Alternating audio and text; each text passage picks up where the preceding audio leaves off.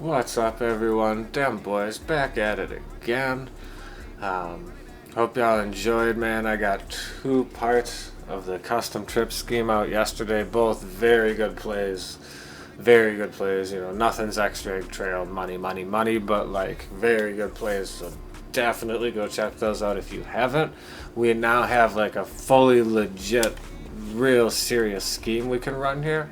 Obviously, extra egg trail, PAF slide, HB wheel, and mesh. I have an update coming for HB wheel, but if you're watching now, I'll tell you the running back that goes out into the slot. I talked about putting him on an out to manipulate the cloud flat, or a hitch to manipulate a mid read. I also really like him on a slant, which was like I would run a motion slant in the normal split close stuff. That similar concept can kind of get the user to pull down. Does a really good job of pulling open that post because the user just doesn't quite look and see that post as quickly as they might with any of those other routes, because that's now the only thing over the middle is the post. So what I've noticed is sometimes the users will react a little bit differently if you have a slant. So again, not really something about the way we manipulate the game, but as far as manipulating the user, I do like that adjustment. Again, I will have a video on that. Mesh. Mesh is another one. Real good play. Got high lows on either side. Obviously, the quarters coverage on the backside, so if it's cover 6 or 4, we can, with the mash principles in, hit them for a touchdown. Great short yardage. Just a good play. So really what I wanted to talk to you guys about today is why people flip plays and stamina, tempo, right? I've seen some stuff out there, and I'm not going to cap and drop names on people, but like this is stuff that came up in my recommended for you. It popped up in my phone. I did not seek this stuff out. This stuff is getting enough play that YouTube is actually recommending it, and these people don't really know what the heck they're talking about, right? So the first guy comes out talking about the reason pros flip plays is because you can't motion snap without flipping your play. I mean, the way he did it too is he came out and he changed where the ball was set on the field to get the desired result. So it's like he had to know that this was not true, because he had to do something to manipulate the game to get this to work. Like we all know I mean, I don't know. Anyways, dude, this is getting play. Another dude said he came out with an unlimited stamina glitch. I'm like, what?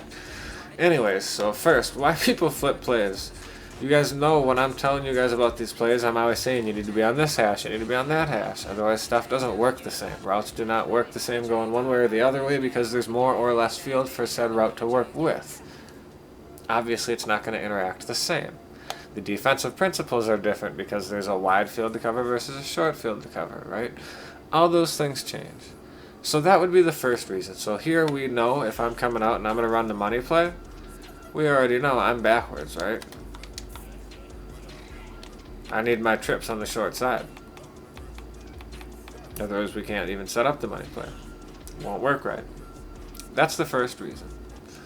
Now the second reason, and this was much more common last year, and I think potentially will become more common again this year as people have to, as quick snapping becomes less of a thing, which I really do believe, maybe it's wishful thinking, but I do believe that quick snapping will become less of a thing, because you're going to have to double team people, set your protections more. That alone is going to start to take enough time to where the defense can adjust, I hope. And I think we're already seeing some of that. I really do. So that's kind of a good thing. So here goes the other reasons. So first off, this is a concept I used last year off a lot. And it was funny because I came up with this, and I don't know if someone else beat me to it or whatever, and all of a sudden I started seeing a lot of people running it, and I'm like, oh, it became a whole thing. But it's a really good play. So for starters, if I can set up my entire play in a mirror, in essence, and then flip it and snap right away, the defense doesn't have time to react or adjust, right? You don't have time to cross-man things up or switch up your defense. So what I'd do is I would set it up in a mirror. So then what I'd block the running back, I'd take the tight end and put him on an out, because when I flip that, that's going to turn into an in. Y on a go to clear out the corner route, obviously, and then X on an out. Then you just go ahead and flip it. You could run the play real quick, and now you are on the wide side of the field as well in this instance. So that's a 2-for-1, 2 reasons why I would do this. You know, and then I would motion